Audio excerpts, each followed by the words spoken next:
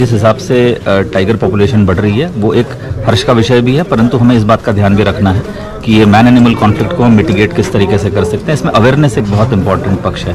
हाय, मैं रवि के बिंदास बोल में आपका स्वागत है। कॉर्बेट टाइगर रिजर्व पार्क में बढ़ती बाघों की संख्या हर्ष के साथ चिंता का विषय भी बन गई है और स्वयं इस बात को मान रहे हैं कॉर्बेट टाइगर रिजर्व पार्क के डायरेक्टर धीरज पांडे जी। उनका मैंने इंटरव्यू लिया है, उसे आप आगे सुन पाएंगे।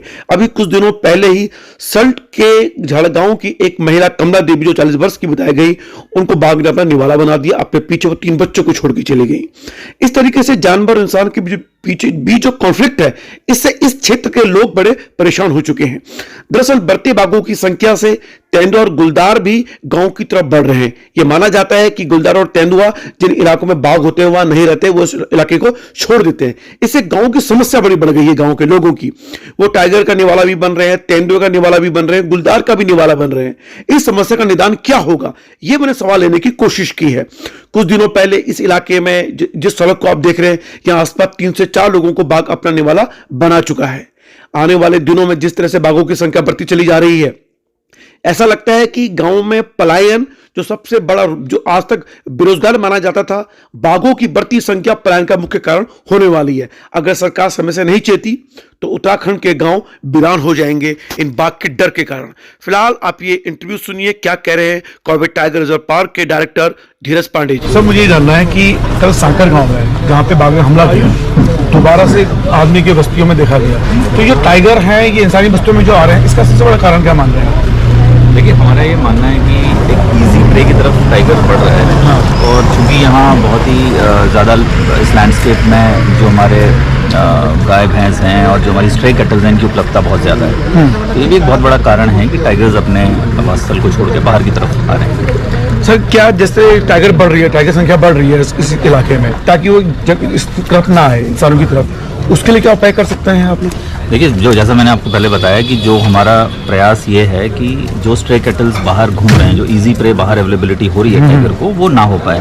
अंदर प्रचुर मात्रा में उसके लिए प्रे बेस उपलब्ध है और टाइगर्स की बहुत थ्राइविंग पॉपुलेशन अंदर भी है, हमारे कोर जोन में और बफर के एरिया क्षेत्र में भी। परंतु कई सारे कारण ऐसे हैं जिस कारण से ये संघर्ष बढ़ रहे हैं, जिसमें प्रमुख कारण हमारा मानना है कि जो इजी प्रे की तरफ टाइगर बार बार बाहर आ रहा है, क्योंकि उसे बाहर जो स्ट्रे कैटल्स हैं वो खासकर इस हाईवे में अगर आप देखें तो इस हाईवे में बहुत सारे स्ट्रे कैटल्स उपलब्ध। सर, अक्सर जब बात करते हैं हम लोग, गाँव वाले ये कहते हैं कि जो बढ़ती संख्या है टाइगरों की चिंताजनक हो गई है, एक आश्चर्यजनक रूप से ऐसा कहते हैं। आपको लगता है ऐसा? देखिए, चिंताजनक की बात तो नहीं है। यदि हम कॉरिडोर्स की व्यवस्था ठीक करते हैं, यदि हम उनके आवागमन के जो क्षेत्र हैं उनको हम प्रोटेक्ट करते हैं, तो ये एक बहुत हेल्दी संख्या है। और जिस हिसाब से टाइगर पॉपुलेशन बढ़ रही है वो एक हर्ष का विषय भी है, परंतु हमें इस बात का ध्यान भी रखना है कि ये मैन एनिमल कॉन्फ्लिक्ट को हम मिटिगेट किस तरीके से कर सकते हैं। इसमें अवेयरनेस एक बहुत इंपॉर्टेंट पक्ष है जो हमको जिस पर ध्यान देने की आवश्यकता है। हमारी पहुंच हर क्षेत्र में, हर गांव तक, हर व्यक्ति तक होनी चाहिए। और क्या डूज एंड डोंट्स हैं, अगर हम टाइगर लैंडस्केप में रह रहे हैं तो किस प्रकार से एक सह अस्तित्व, एक कोएग्जिस्टेंस की तरफ हम लोग आगे बढ़ें। और साथ ही साथ टाइगर टूरिज्म से हम लोग रेवेन्यू भी अर्न कर सकते हैं। आपने देखा है पूरे कॉर्बेट के जो लैंडस्केप है, इसमें बहुत रोजगार केवल इसी माध्यम से लोगों को सुलभ हो पा रहा है। तो इसका भी हमें ध्यान रखना है कि ऑल्टरनेटिव एम्प्लॉयमेंट भी हमें अच्छा मिले और साथ ही साथ टाइगर्स की पॉपुलेशन भी थ्राइव कर पाए। सर, अंतिम सवाल, अक्सर लोग ये कहते हैं कि टाइगर जिससे बढ़ रहे हैं और आने वाले 8-10 साल में ये बहुत बढ़ जाएंगे, तो ऐसी स्थिति में क्या ऐसी स्थिति भी है कि टाइगरों को यहाँ से शिफ्ट करना पड़ेगा हमारे बाघ को किसी अन्य राज्यों में? देखिए, जो ये तराई आर्क लैंडस्केप है, एक बहुत बेहतरीन लैंडस्केप है जो टाइगर्स के लिए उपलब्ध है। यदि इसमें कॉरिडोर्स की व्यवस्था हम लोग ठीक से कर पाते हैं, यदि हम कॉरिडोर मैनेजमेंट बहुत अच्छे से कर पाते हैं, यदि हम 2 क्षेत्रों की कनेक्टिविटी को मेंटेन कर पाते हैं, तो इसमें बहुत अच्छी थ्राइविंग पॉपुलेशन हम लोग मेंटेन कर सकते हैं। और कुछ भी किसी को टाइगर को शिफ्टिंग करने की आवश्यकता नहीं पड़ेगी। हालांकि कैरिंग कैपेसिटी की स्टडी अभी चल रही है,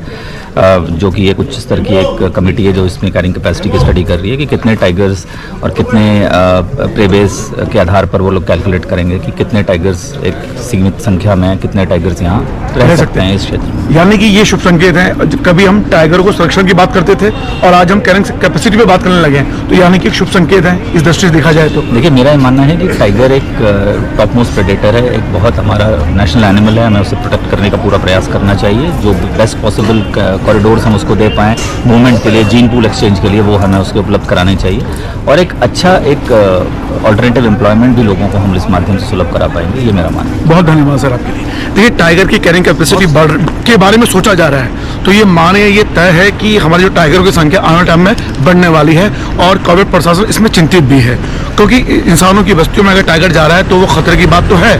इसको कैसे रोका जा सकता है, कैसी चीजें हो सकती हैं, क्योंकि टाइगरों के बढ़ाने के लिए ये संरक्षण किया गया है, और अगर ये संख्या बढ़ती रही तो निश्चित रूप से चिंताजनक तो है, लेकिन फायदे के साथ भी। अगर कभी खुशी कभी गम की बात करें तो सबसे बेहतरीन उदाहरण यहाँ कॉर्पोरेट देखने को मिल रहा है, जहाँ टाइगरों की संख्या बढ़ रही है और गांव वाले घबरा रहे हैं। फिलहाल रवि के बिंदास बोल देखने के लिए शुक्रिया।